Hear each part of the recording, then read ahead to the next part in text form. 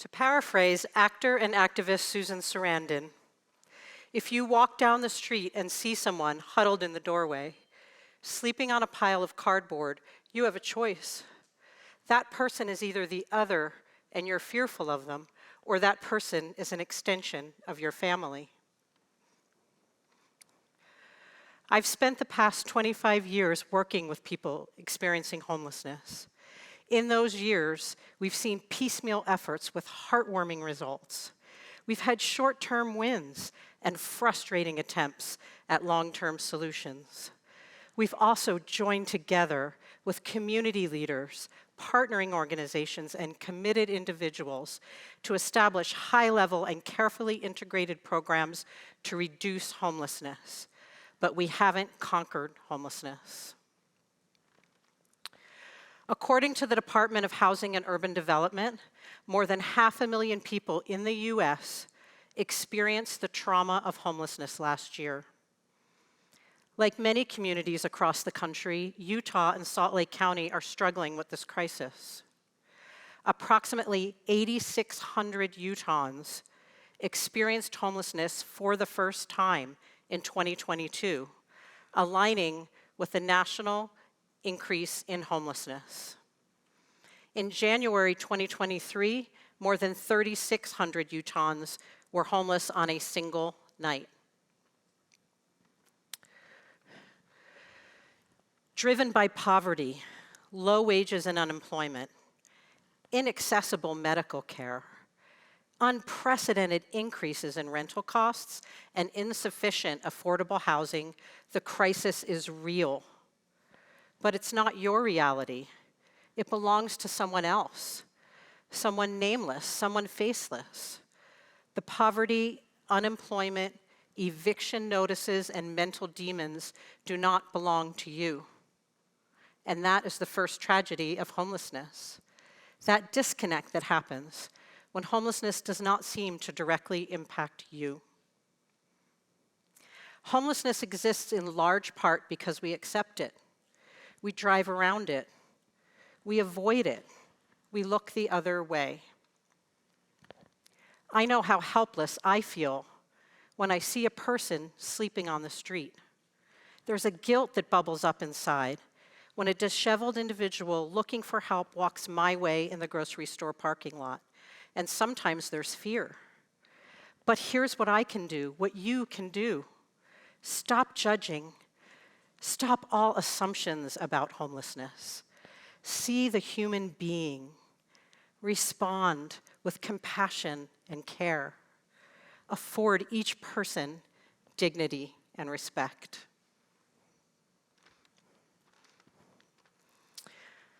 John became homeless when he lost his construction job. This happened after his truck and all of his tools were stolen. He said, once my entire livelihood was gone and I lost my apartment, I just became depressed and I couldn't get out of bed. Do you know John? Oh, yes, you do. He once lived next door to you. He could be you. It's so easy to believe that people are living outside because they made bad choices or because they want to. But the likelihood of being homeless is closer to you than you may think. You could lose your home to an unexpected car repair or a catastrophic medical bill. Your single mom friend who's raising 3 kids, she lives paycheck to paycheck. Yes, she is vulnerable too. And while it is true that we have always had homelessness, we have not always had the widespread crisis that we have today. We can help by simply seeing that crisis, and then we can look for solutions instead of relying on long-held assumptions. We can help prevent homelessness, reduce the need for shelter and crisis services, helping families to thrive and reducing costs to our community.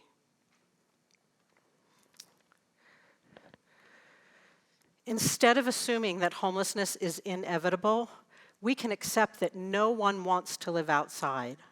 Stop blaming people who are poor or making very little money or suffering serious mental health episodes for these challenges.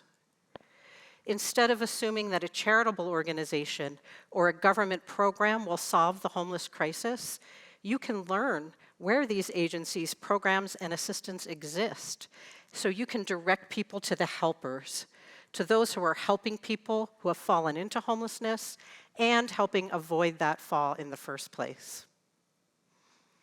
Instead of paying for the coffee for the person in line behind you, you can help meet a basic and immediate need by offering your financial assistance and in-kind donations for the folks living in the shelter.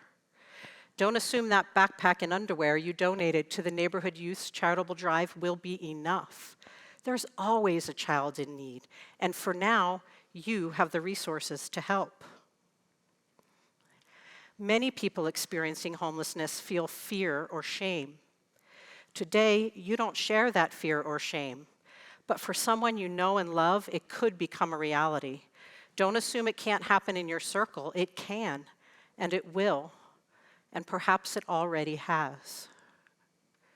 It is important to acknowledge that right here in this room are people who have known homelessness. They might be the person sitting next to you or behind you, or perhaps it's you. The reality of homelessness is all around us. Indeed, it is part of all of us. And what that stranger needs from you is to be seen. What a difference you can make for them and for yourself if you simply look each person in the eye and recognize them for the deserving human being that they are, and then act with compassion and courage. When we helped Maria move out of the shelter and into a supportive housing apartment, the thing she was most excited for was to cook a meal for herself again. She was already planning a celebratory spaghetti dinner for the first night in her own home. How many of us take that simple human act for granted? Engage with your neighbors and community organizations to address the housing crisis.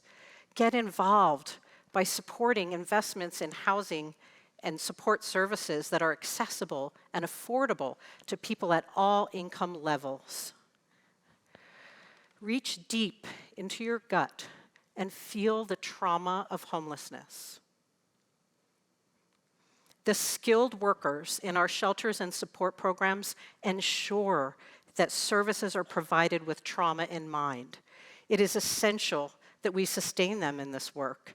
In all places where people seek help, available resources should be part of the conversation. Please learn where those resources are, where food assistance is provided, where to access safe and affordable childcare, who can help families facing unexpected medical costs, and how to connect people to housing supports. Recognize that neighbors, businesses, whole communities, the entire state, along with individuals and families, feel the consequences of a population left unsheltered, unprotected, and overlooked. Beyond the financial implications, the long-term impact is emotional, moral, and very personal. Can you help heal that damage? Yes, you can. If you refrain from making excuses and start participating in solutions, help bring together government partners, housing developers, landlords, business owners, religious organizations, and local communities. Let them know you want to see investments in housing and support services that are accessible and available to everyone in need. Be the voice of kindness, compassion, and awareness. When efforts are disjointed, they are ineffective. When we all work together, the results are powerfully positive.